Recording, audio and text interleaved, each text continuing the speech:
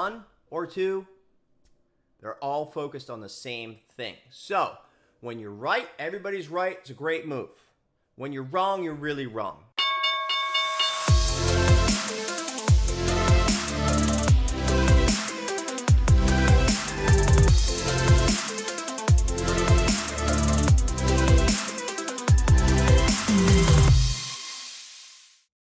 What's happening, everyone? I hope everybody had a fantastic weekend. We have another Sunday video for the 22nd of May and the week ahead. Traps, clear out moves, traps, repeat. That's all it was last week. And, you know, what we've been talking about lately in the small cap space is the importance of not trading, maybe as much size as you normally would. In the event that you start into something, if it swipes up and you're dead wrong, it's okay. You're still level-headed. And most of the traders that trade these things kind of size up too much for the price action. And one of the things that we've been talking about for the last couple of weeks is anytime it goes into that, sort of sideways consolidation, your edge goes down and your risk goes up. The longer that it's going sideways, the longer that it consolidates. And so there was a couple of those situations this week, two for sure. I would say TIO and MNK. And so we'll go over those a little bit. You saw me go through that throughout the week. Hopefully you guys do follow on Twitter. I try to put out just information about certain things that relate to Sunday videos. So anytime that I'm covering something, some major topic, I try to put out examples of that throughout the week to kind of, bring it back to your memory what we discussed. And, I think that TIO was a great example where for me, that was an A+ opportunity, like a monster opportunity. And I absolutely scaled in, sized up, and crushed the trade. However, I overstayed and I minimized. And it's the type of market that we're in, because typically a normal trade would consolidate, especially if it's been overextended, and break down. And the only way to size in and get that full breakdown is to wait for this kind of consolidation and, sideways price action to filter out dip buyers that maybe, bought and now are nervous and thinking it's going to break down, get them to sell, get shorts to believe that it's no longer going lower and get them to cover. And then normally you'd have the unwind. However, in this market, it's been liquidity, some sort of liquidity point where it exhausts out, flushes down, and then that's the next liquidity point that actually absorbs and doesn't end up staying heavy. The trouble is that if you're sized up, you want to let that trade work, but if you let it work, it's 3 candles back up to where it was an hour ago. It takes an hour to fade, and it takes 3 minutes to go right back up.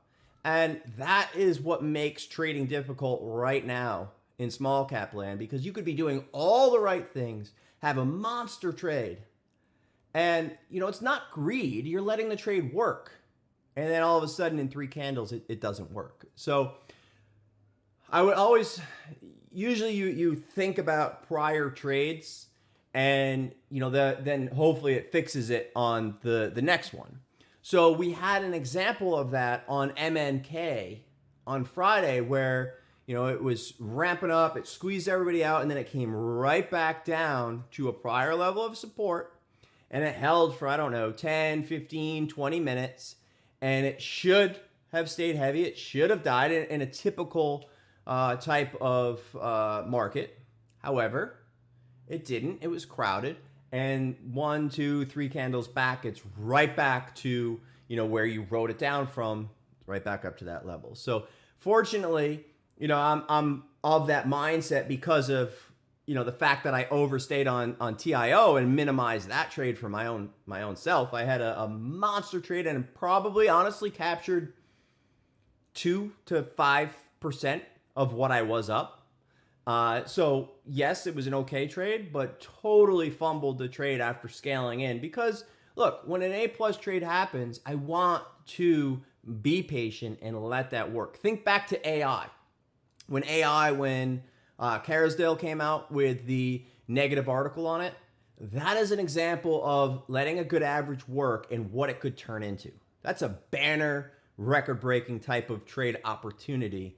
If you are prepared and you let it work. Unfortunately, sometimes they consolidate and head the other way, as Tayo did. So again, NMNK, I will go over a little bit of it, but you saw, again, I tried to tweet out and showcase, seeing that stuff live, not after the fact, not in hindsight, but actually what are you seeing in real time? Doesn't mean that it's gonna go, but what are the signs that say that it could go?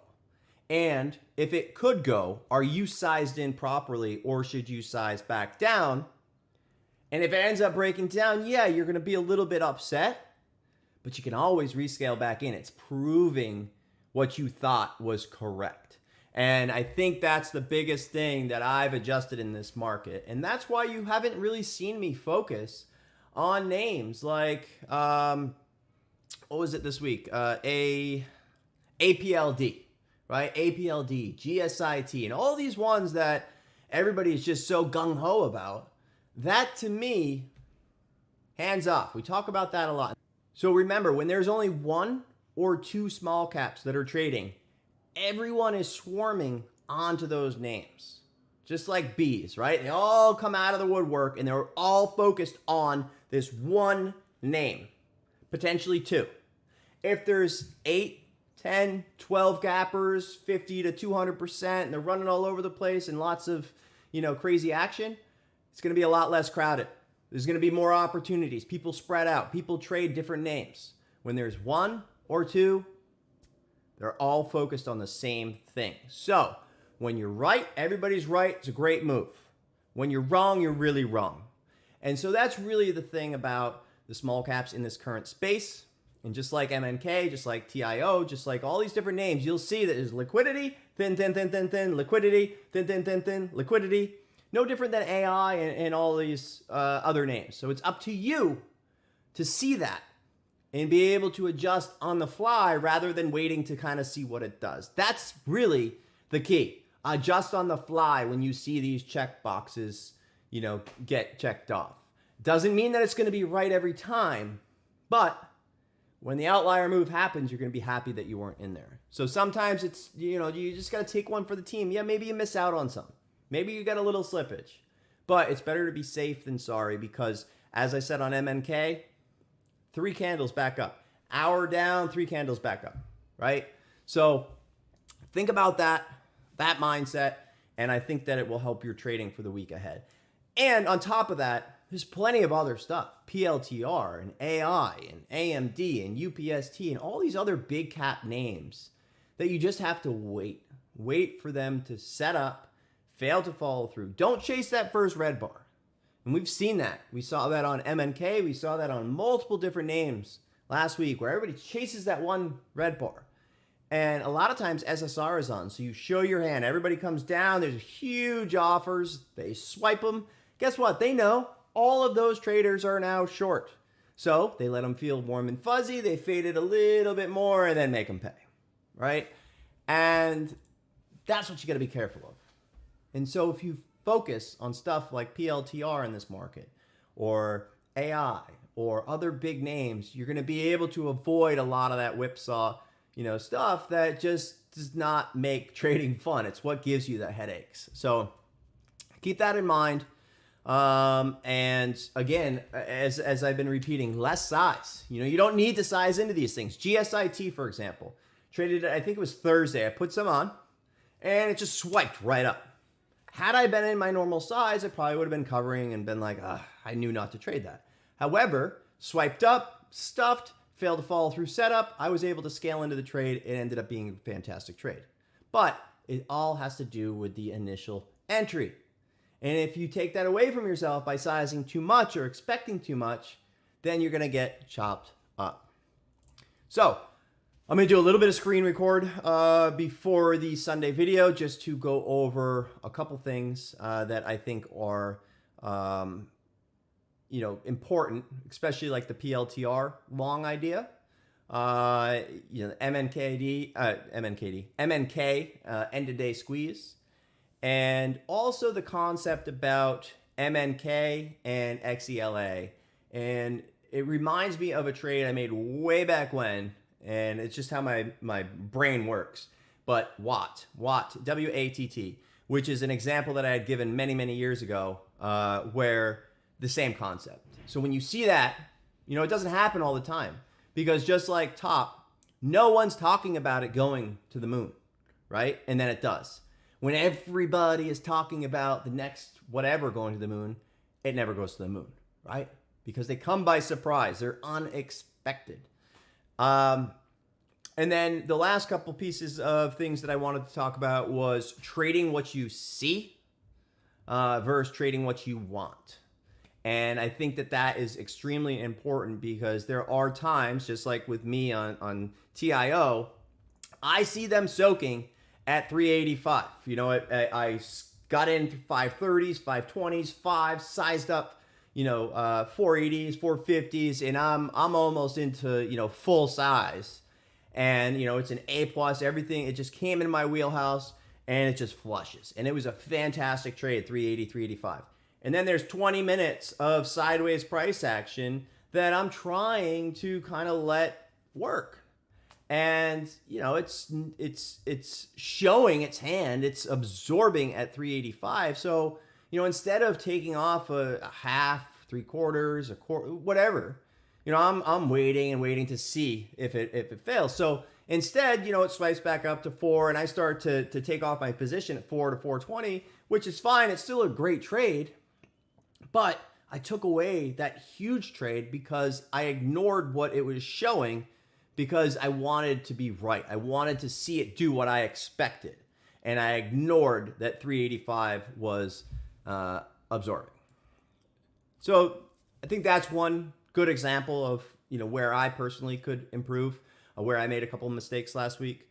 And then the last piece I want to talk about was the swipe test. And remember that you could be dead right on a name that's fading if you're on the short side.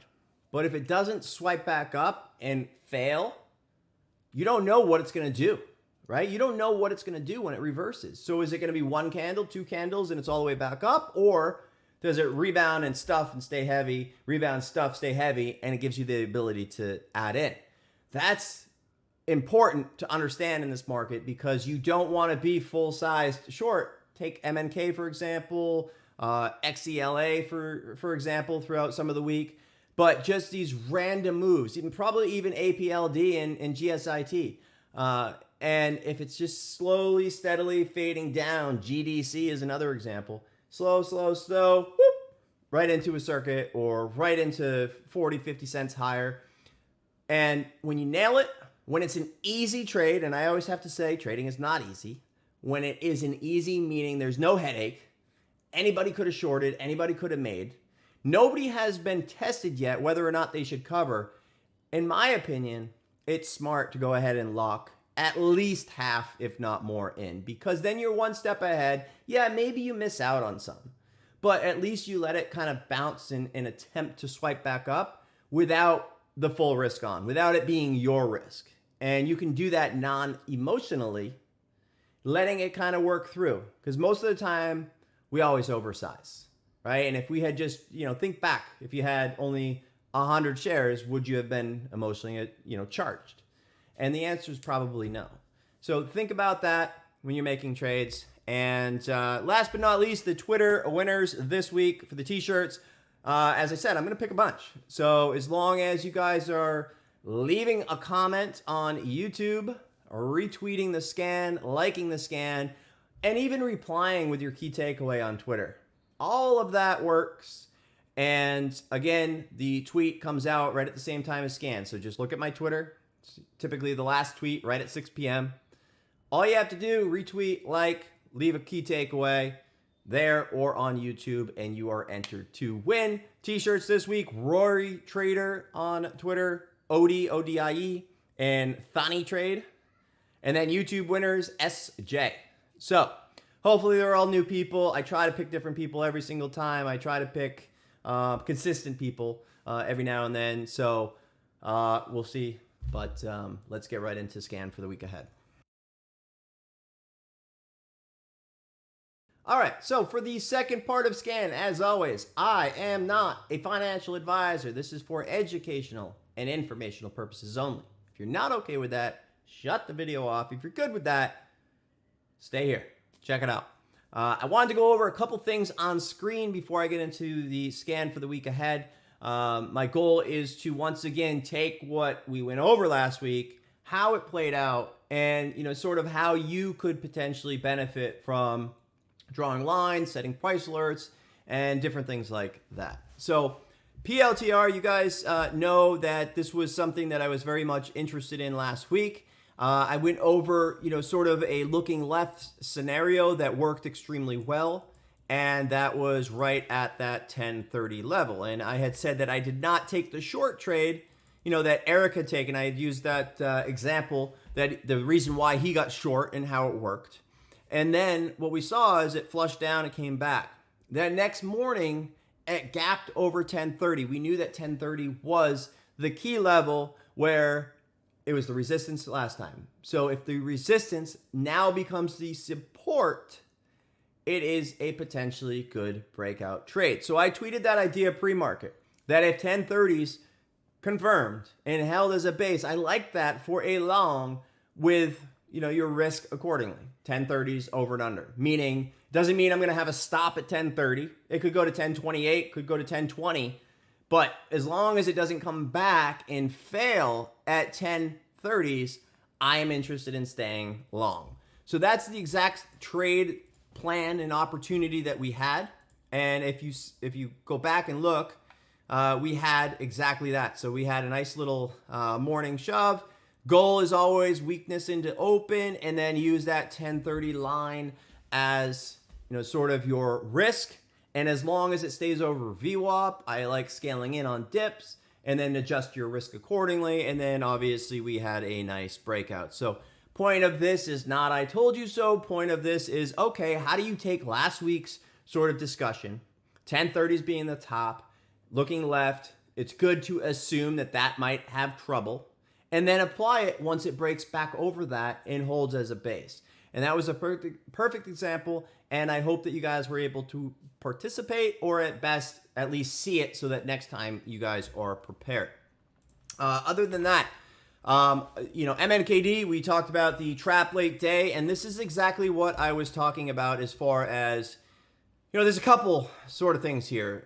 Chasing the first red crack, right? And, you've got this consolidation over here, right? This should sort of alarm you.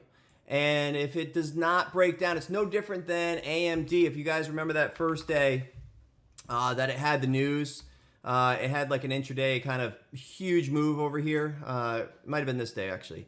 And then it went nuts before it came back down.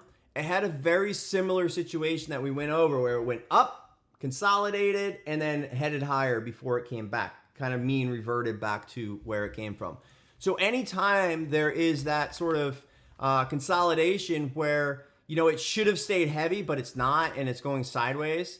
If I'm in that trade, if I participated in, some sort of exhaustion move, that's something that I want to at least get out of most or half, but I definitely don't want to be in full size, because that's when you get in trouble. So we had a good discussion about that, a good area, good levels, and we talked about in the room, as you guys saw, this 380 sort of ceiling that was created.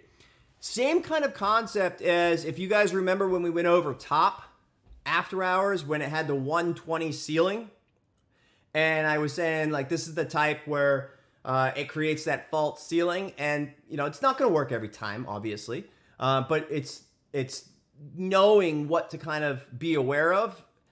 If that 120 peaked out, everybody starts to get confident. Okay, there's a huge seller at 120. This is obviously the top. It's been the top for 10 minutes. But if it flushes down to 110 and then shoots right through 120, everybody that was using that backstop is now screwed. And as you guys saw, it went 150, 170, 180, and it just went crazy. Same kind of situation here where you've got this 380 kind of backstop. Everybody's starting to get comfortable because every time 380 hits, it fails. 380 hits, fails. 377 fails. And then it fades off.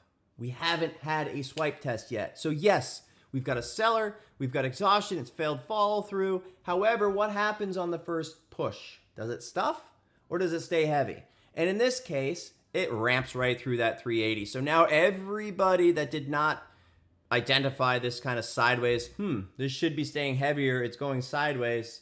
Am I in too big? Do I need to adjust? Everybody that didn't adjust, everybody that didn't see this and decided they were going to fight it, now is upside down because they've just baited everyone with sort of this exhaustion move. But once again, it held, right? There's absorb, absorb, absorb, and then reclaims trend and away it goes. And then you'll see it came back and almost retested a few times and it holds at 380. So now the prior resistance becomes support and we know that everybody is stuck. We also had a huge stuff here, but what happens after the stuff is all that matters. So in this case, we had a 480 down to 390, and then down over here down to 382. And I think I was 382 rather, and then again 382. So once again, something that we talk about all the time. That should be alarming. Low right here, 382. Next candle, the next minute, same low. That means somebody's absorbing there. And we know that 380 was a key level. So if it does not stay heavy at 380, we know that everybody is still trapped, right? Plus, everybody that just hammered in because of this huge stuff move. So all that matters after a stuff move is what happens next. And this is a pure, perfect example of exactly that. And then all those people that are still fighting it get blown out into the close because nobody wants to go into after hours, after top, after GSIT, and after all these different names. And the emotions are the highest. Everybody's been kind of adding. And then we had that blowout. So you saw that trade. Very good risk reward type of situation, probably risking about 50 cents for the potential of $2. So hopefully that made sense. Now, take that MNK again and compare it to XELA, right? And so this one's kind of hard to see on this particular chart because it's not updated. However, I will include a big chart so that you can see with the with basically the support and kind of where it came from. So if you look at the daily chart, and I will have a big charts here so you can kind of see it, but what you'll see is it came down on less than about 500,000 or so on volume. So it came down from the 5s to the 4s to the 3s into I think the 2s. And then what happened is that next day it swipes up. So we see it and it's up, 100% or whatever. And 354 starts to, kind of interest us as a potential short. And then, you don't realize that it's still lower than it was a day or two ago. And now it's got 20, 30, 50 million shares still below where it was 2 or 3 days ago. So everybody looks at the percentage, looks at the move, makes a trade based off, thinking that it's up too much, it's too crazy, and don't realize that they're literally shorting at the 52-week lows below support where everybody is down 99% that was, has been holding. So then if you look at MNK, very similar situation. This chart is actually updated on DAS, but same concept, right? So let's just draw a line under, sort of this level right here. So 550 to 470s or so, right? I like even numbers, so I'm just going to adjust it. There we go. So now you've got this pullback, 9,000 shares. You've got next day 19,000 shares, next day 100,000, 19,000, 50,000, 90,000, 100,000, and 177,000. Less than, I don't know, that might have been like 350, 400,000 shares. Then all of a sudden it pops up and everybody looks at it and they say, okay, it was just 150 yesterday. Now it's 3. This is silly. Should fade back. But they fail to look at the daily chart and realize that it literally came down on nothing. The volume's there. It's flipping 10, 20, 30 million shares. There's a player in the tape today. And there is no resistance because everybody back to May 9th, down to May 18th. So basically, 10 trading days or so, 9 trading days, or whatever it is. But all of those people, they either bailed or they're just back to flat. And they were already down huge. So this becomes a trading vehicle.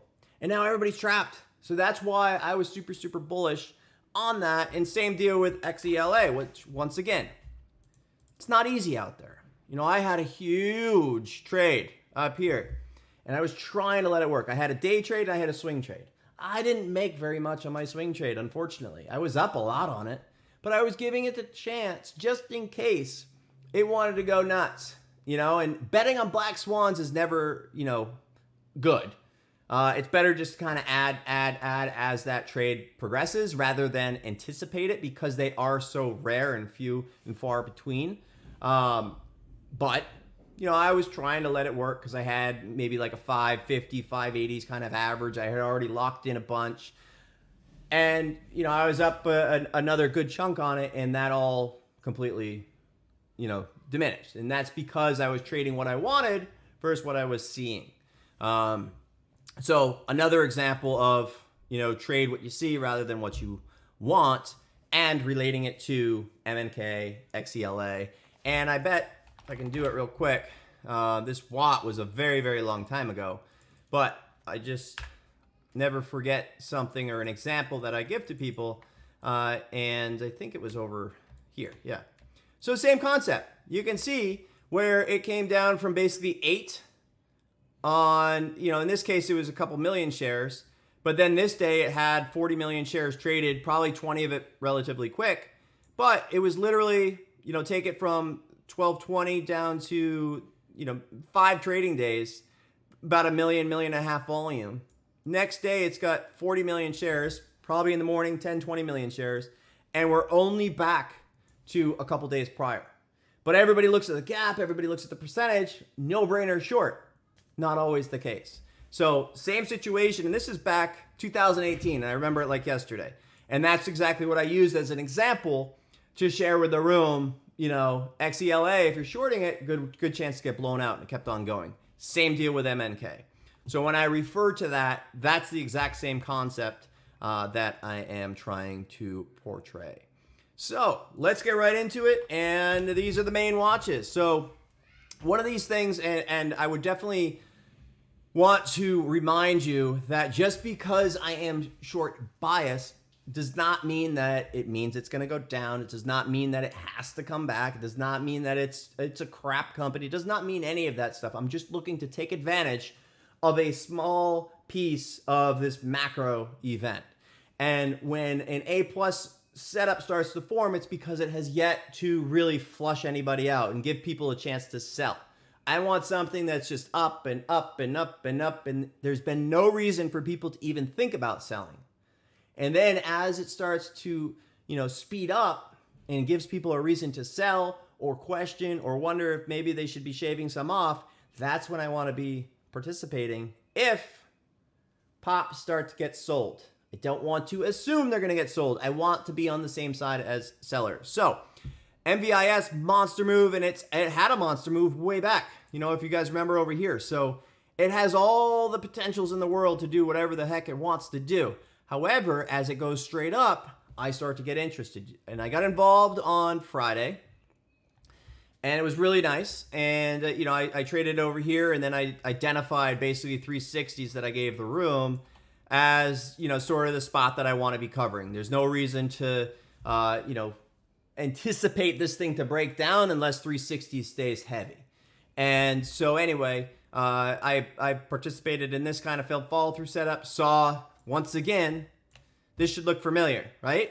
It should be breaking down. It's better to size down, either take it all off or size down, instead of assuming that it's going to break down from here. Because you can see there was a buyer in the tape there at 360s. And then we pop out. Same thing you saw on MNKD and all the other examples that I gave you. Now we've got another setup. Exhaustion move, failed follow through. I get involved. It starts to come up. I actually took off a whole bunch at 380s. And I mentioned to the room, I sized in a lot on this. And the fact that I was able to just cover whatever I wanted to signified that there was a seller there. And I said, remember this for Monday because, it's an obvious seller. I'm in the tape and they don't even budge and I'm literally covering size.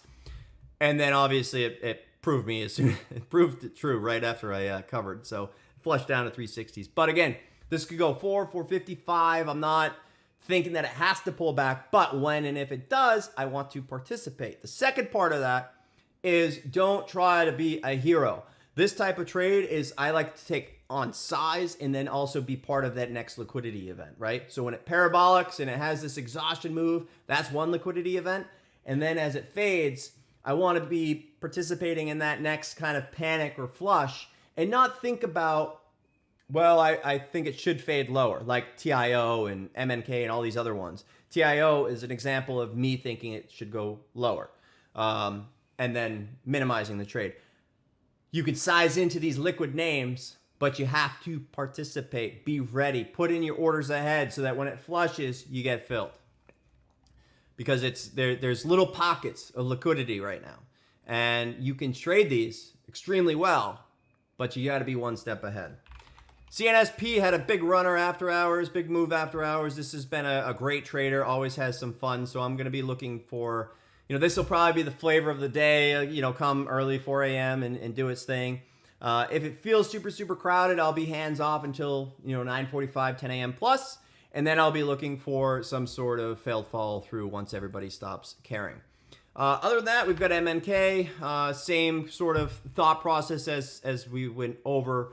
I think that it blew out a lot of the intraday type shorts. I do think that, it could keep jumping around and forcing some shorts out there. It definitely had a player come in there, but I do feel like it might have been an intraday kind of squeeze out Friday play, in and out, done.